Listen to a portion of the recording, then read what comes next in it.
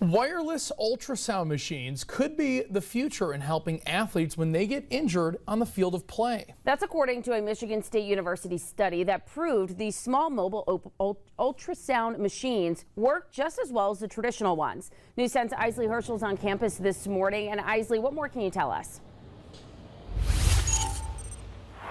Seth, Maureen, good morning. These machines are small but mighty. They fit in the palm of your hand, and MSU researchers say they work just as well as large ultrasound machines do. When an athlete gets hurt on the field, they oftentimes need medical attention as soon as possible, but seeing exactly what is wrong can be difficult. Matt Harkey with MSU says the machine can open up the opportunity for athletes to get the medical help they need on the field instead of having to take extra time to be transferred to a proper facility.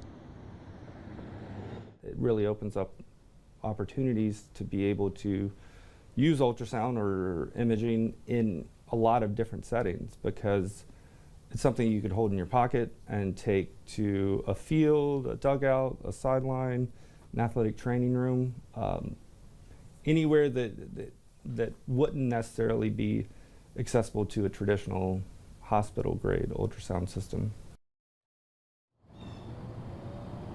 Harkey says that athletes who get knee injuries can oftentimes get arthritis as well later on in life. He says that these wireless ultrasounds can help to track these injuries and see if they end up leading to the disease. In East Lansing, Isley Herschel, News 10 Today. All right, thank you, Isley. Harkey says he doesn't believe MSU is going to use this technology within their sports right now, but with more research, it is a possibility.